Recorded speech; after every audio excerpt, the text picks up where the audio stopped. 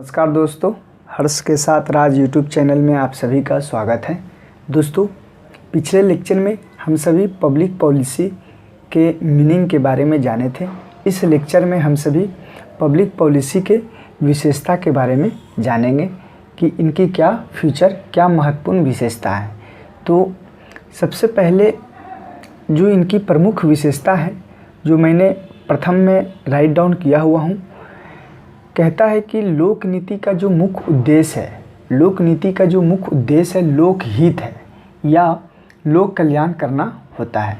तो हमको ध्यान में रखना है कि प्रमुख विशेषता में प्रथम जो है लोक नीति का जो मुख्य उद्देश्य होगा लोकहित करना है या लोक कल्याण करना होता है।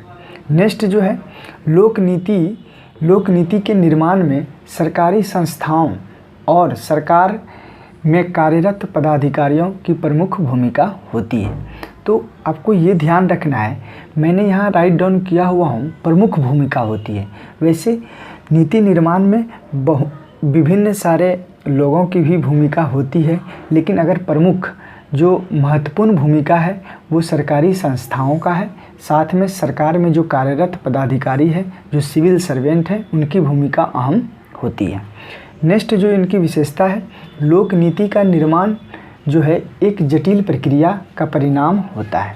तो हमें ध्यान रखना है, कोई भी नीति, कोई भी पब्लिक पॉलिसी बनाई जाती है, उनकी जो निर्माण की प्रक्रिया है बहुत जटिल होती है। तो इनकी जो परिणाम, जटिल प्रक्रिया का परिणाम होता है लोक नीति। नेक्स्ट जो है फोर्थ पॉइंट है कि अधिकांश लोक नीति निर्माण में प्रमुख बातों के लिए निर्देश दिए जाते हैं, किंतु उनका ब्यौरा नहीं दिया जाता है। तो आप जब देखेंगे नीति जब बनाई जाती है तो उसमें अधिकांश जो है अधिकांशतः उसमें निर्देश दिए जाते हैं कि ऐसा किया जाना चाहिए, ऐसा होना चाहिए, लेकिन उनका ब्यौरा नहीं दिया जाता है। तो ये फोर्थ पॉइंट था लोक नीति निर्माण की विशेषता में। फिफ्थ जो है लोक नीति निर्माण में भविष्य पर नज़र रखी जाती है। तो जैसा कि आपको मालूम होगा, कोई भी नीति वो भविष्य के अनुमानों, आशंकाओं आदि पर आधारित होती है। तो नीति निर्माण जब भी बनाया जाता है तो भविष्य पर ही नज़र रखकर बनाए जाते हैं। फिफ्थ हो गया।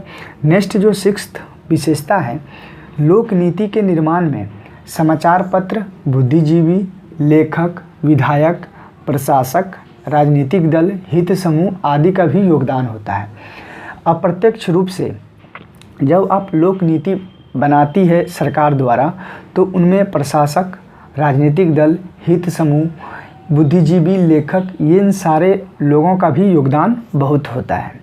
जैसा कि मैंने सेकेंड पॉइंट में आप लोगों को बताया कि सरकारी संस्था और कार्यरत जो पदाधिकारी है सरकार में, उनकी प्रमुख भूमिका होती है, लेकिन जो सिक्स्थ पॉइंट में कहा जा रहा है कि राजनीतिक दल, हित समूह, समाचार पत्र, इन सब का भी योगदान रहता है। नेक्स्ट और लास्ट जो इनकी लोक नीति का जो विशेषता है, नीति निर्माण बनाते समय इसके परिणात्मक जो है, परिणात्मक नहीं बल्कि गुणात्मक पहलू पर जो विशेष ध्यान दिया जाता है। तो जो क्या परिणात्मक नहीं, गुणात्मक, कोई भी नीति लाया गया उनका क्या जो आउटपुट रहा, कितना अच्छा आउटपुट, उस पर विशेष रूप से ध्यान दिया जाता है।